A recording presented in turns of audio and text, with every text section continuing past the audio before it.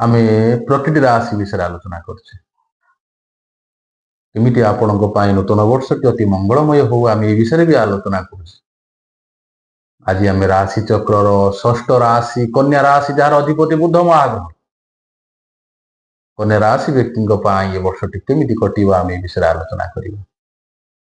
ଆମେ ଯଦି ଦେଖିବା ଆପଣଙ୍କର ଏଇ ବର୍ଷଟି ପାରିବାରିକ ସମସ୍ୟାରେ ଆପଣ ଘେରି ହେଇକି ରହିବେ, ବା ଯୋଉ ସମସ୍ୟା ଆପଣଙ୍କୁ ଅତି ଭାବରେ ବିରକ୍ତି କରେଇବ, ଅତବ୍ୟସ୍ତ କରେଇବ, ଆପଣଙ୍କୁ ମାନସିକ ଅଶାନ୍ତି ଦବ।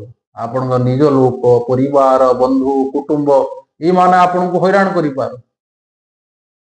ଛୋଟ ପିଲାଙ୍କ ଦ୍ୱାରା ଆପଣ କିଛି ଆଘାତ ପ୍ରାପ୍ତ ହୋଇପାରନ୍ତି। ଜୁନ ମାସ ପର୍ଯ୍ୟନ୍ତ ଆପଣ ନିଜକୁ ଯେତେ ଆପଣ ନିଶ୍ଚିତ ଭାବରେ ଆପଣ ଧୈର୍ଯ୍ୟ ଧରି ରଖନ୍ତୁ, ଯୋଉଟା କି ଆପଣଙ୍କ ପାଇଁ ଅତ୍ୟନ୍ତ ଭାବରେ ମଙ୍ଗଳମୟ। ଧୈର୍ଯ୍ୟ ହିଁ ଆପଣଙ୍କ ପାଇଁ ଏ ବର୍ଷଟି ଅତ୍ୟନ୍ତ ନିତ୍ୟାନ୍ତ ଆବଶ୍ୟକ।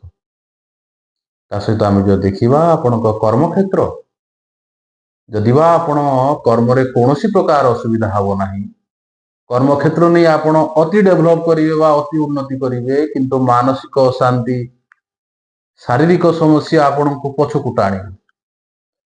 ଆପଣ ଅର୍ଥ ରଖିବା ପାଇଁ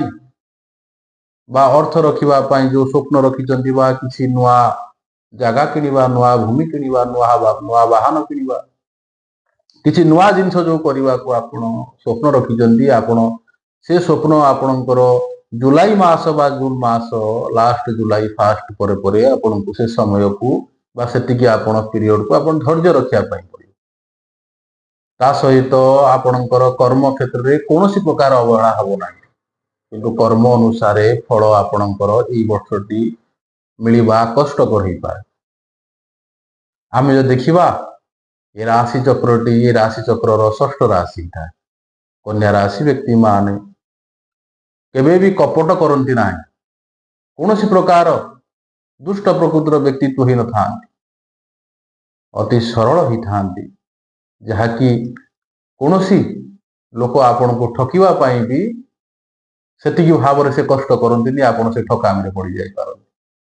ତ ଆପଣ କୌଣସି ଯଦି ପଇସା ବା ଅର୍ଥ ଦେବା ପାଇଁ ଏ ବର୍ଷ ଯଦି ଭାବୁଛନ୍ତି, ବା କିଛି ଯଦି ଆପଣ ଜାଗା କିଣିବା ପାଇଁ କିଛି ଆପଣ ପ୍ରଥମେ କିଛି ଅର୍ଥ ବା କୌଣସି ଗାଡି କିଣିବା ପାଇଁ ବା କାହାକୁ କିଛି ଅର୍ଥ ଦଉଛନ୍ତି, ଆପଣ କି ଗୋଟେ କାହାକୁ ହେଲ୍ପ କରୁଛନ୍ତି, ଆପଣ ନିଶ୍ଚିତ ଭାବରେ ଭାବି ଚିନ୍ତି କରନ୍ତୁ। ସେ ପଇସା ଆପଣଙ୍କର ଫେରି ବି ନ ଆସିପାରେ।